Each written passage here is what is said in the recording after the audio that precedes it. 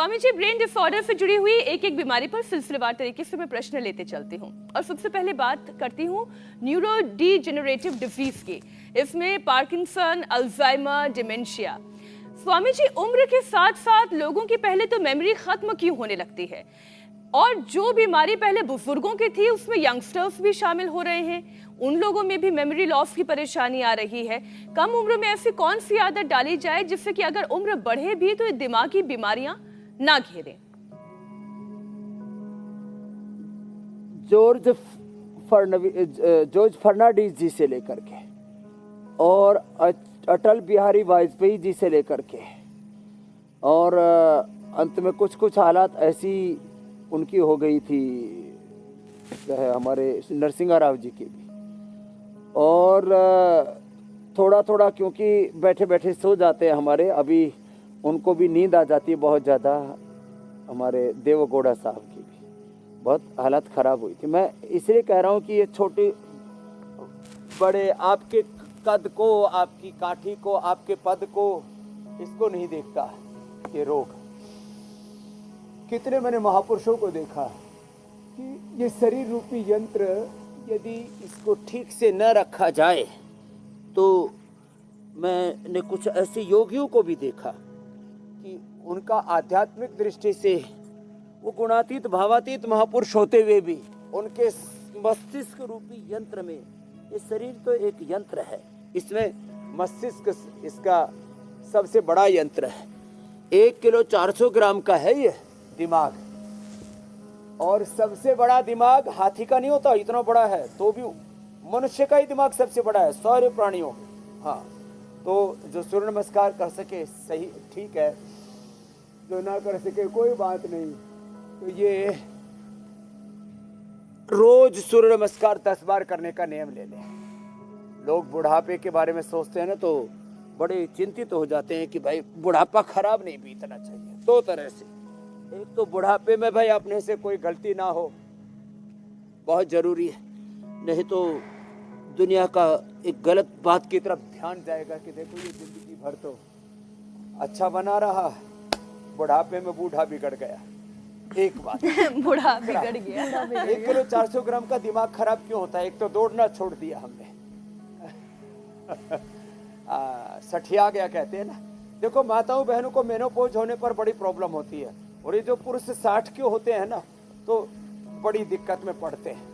1 kilo 400 ग्राम का जो दिमाग है ये 80% घी और अच्छे तेल से बनता है, जिसको हम वर्जिन कोकोनट ऑयल कहते हैं, जिसको हम वर्जिन सरसों का तेल, कच्ची घानी या वर्जिन और कच्ची घानी एक ही बात है, या तिल का तेल।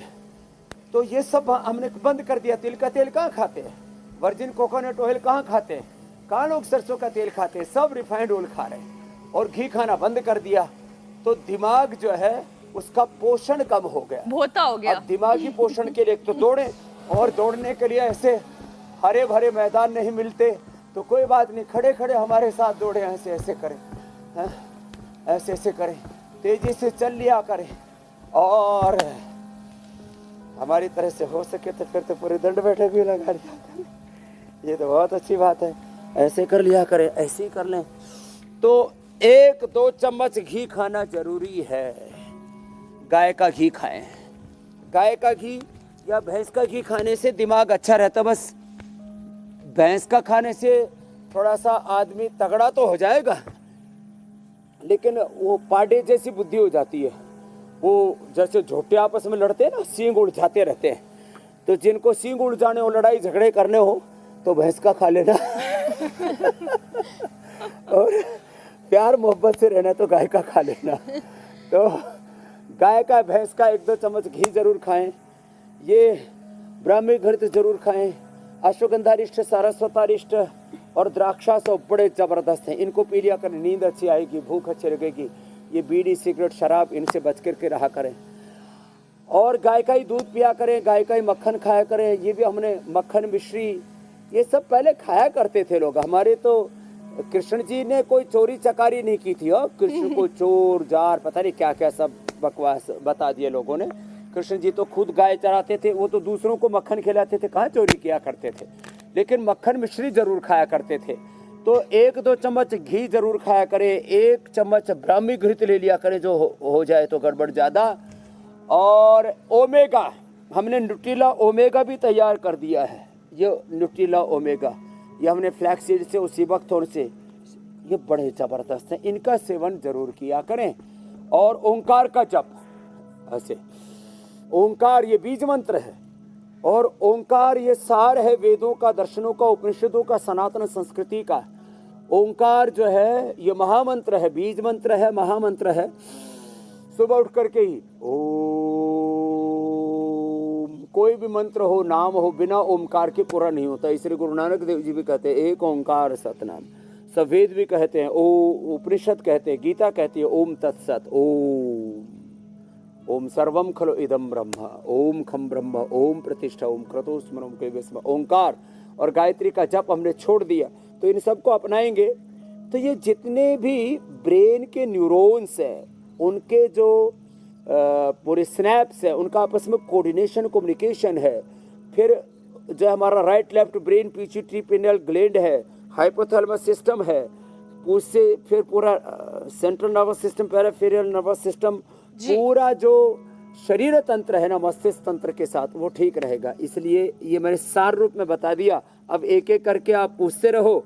तो ओंकार, गायत्री मंत्र, महामृत्युंजय, अनुलोम विलोम, भ्रामरी, उद्गीत, इसको ज्यादा करे 3 को। स्वामी जी, जैसा कि आपने कहा, फॉरवर्ड बेंडिंग, बैकवर्ड बेंडिंग, वो भी करूंगा इसके बाद। मस्तिष्क तंत्र और दिमाग ठीक रहेगा तो मेंटल हेल्थ भी अच्छी रहेगी। लेकिन बहुत से ऐसे लोग हैं जो अल्जाइमर्स, पार्किंसंस की गिरफ्त में आ चुके हैं, तो उनको क्या उपाय आजमाने की जरूरत है ताकि अपनी बीमारी को ठीक कर सके, कंट्रोल कर सके? तो देखो, पहली बार धरती पर हमने ये बोला कि पार्किंसंस, अल्जाइमर, डिमेंशिया ठीक हो जाता है। अब इसके लिए छोटे छोटे उपाय मैं बता रहा हूँ, इनमें से 2-3 उपाय भी ठीक अपना लिए। अभी तो घी का मैंने बताया, तेल का बताया, अब जरा आगे सुनो। सिरोधारा, सिरोधारा यदि पूरी ना हो सके तो कोई बात नहीं, बादाम, रोगन, गाय का घी, अखरोट का तेल, इससे को सिर में मालिश किया करें और इसी का नशे कर लिया करें। तो ये सिर पर मालिश कर लिया, नाक में डाल लिया, तो आंशिक नशे, आंशिक सिरोधारा तो हो ही जाती है। सुबह उठ करके नंगे पैर मिट्टी पर या घास पर जो दौड़ सके तो अच्छी बात है, नहीं तो तेजी से टहल लिया करें। त्राटक जो इधर भाई साहब हमारे कर रहे हैं, त्राटक और ये दो धूम नशे, इसमें मेधा क्वाथ में गाय का घी डाल करके उसी का ही धूम नशे कर लें। गाय के घी से हवन कर लें, गाय का घी और मेधा इष्टि से हवन कराते हैं। देखो इधर बाई तरफ चल रहा है। और जो गाय के घी से हवन ना कर सके, बोलो जी बहुत गरीबी है, कहाँ इतना हवन कर पाएंगे, तो गाय के घी का दिया ही जलाए। तूने प्रभु के द्वार पर जितने दीप जलाए, उतना ही अंधियारा तेरे भीतर का घट जाए। ये करें।